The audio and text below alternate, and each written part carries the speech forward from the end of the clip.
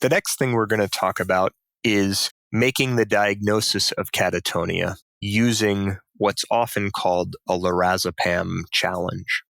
Determining a patient's response to lorazepam can be a helpful diagnostic test for catatonia. A positive response to lorazepam, though, is not specific for catatonia. There are other conditions that may improve with lorazepam and which can sometimes mimic catatonia. These include seizures, particularly non-convulsive status epilepticus, as well as alcohol or benzodiazepine withdrawal states. Similarly, a negative response to the lorazepam challenge does not rule out catatonia. Some patients with catatonia will require higher or multiple doses of lorazepam, while others will not respond to benzodiazepines at all. Nonetheless, the challenge can be useful to inform your diagnosis on a sliding scale. So, if you have a low suspicion of catatonia and the test is negative, you've essentially ruled out catatonia. If you have a low suspicion for catatonia and the test is positive, you should consider catatonia more strongly and think about using additional benzodiazepine. If you have a high suspicion for catatonia and the test is negative, you might consider being more aggressive in your treatment and trying higher doses of benzodiazepines. If you have a high suspicion for catatonia and the test is positive, then you've confirmed the diagnosis. When we talk about the lorazepam challenge, the preferred approach is to use 2 milligrams of intravenous lorazepam. Typically, a response is seen within 30 minutes. Some patients will respond within seconds to this medication, whereas other patients may take up to 2 to 3 hours to respond.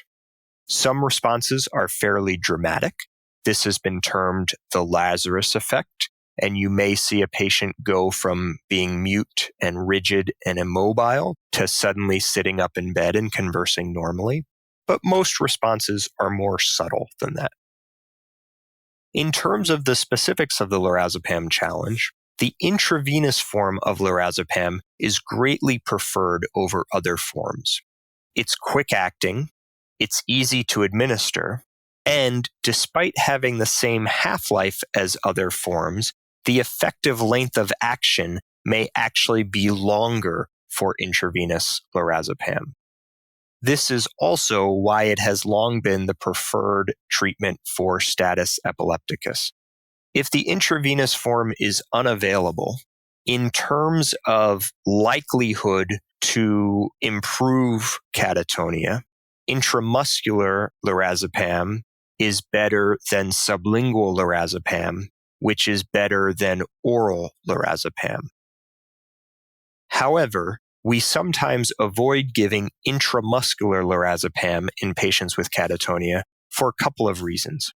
The first is that patients with catatonia are in a state of intense fear, and repeated intramuscular injections can enhance that fear state. A second reason is that repeated intramuscular injections can falsely elevate the creatinine kinase, which may make it difficult to determine whether there is a malignant component to the catatonia. For that reason, if intravenous lorazepam is unavailable, we will often use sublingual lorazepam. Lorazepam is preferred over other benzodiazepines because of a longer effective length of action, and also because it has a preference for GABA A, which is believed to be more involved in catatonia than GABA B. The use of a dose of 2 milligrams typically allows for a good determination of response. Doses lower than 2 milligrams are likely to give an equivocal response. For that reason, we typically only use doses lower than 2 milligrams in children and adolescents, in very frail elderly patients, or in those at risk for respiratory compromise.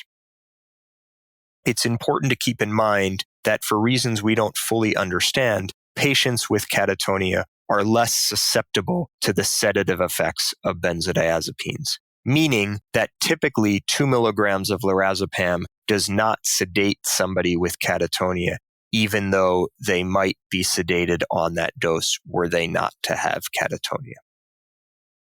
Other benzodiazepines have been used for the challenge. Zolpidem has also been used for the challenge, but usually when zolpidem is used as a test, lorazepam is then used for treatment. And so we find it more straightforward to use lorazepam both for the challenge and for the treatment.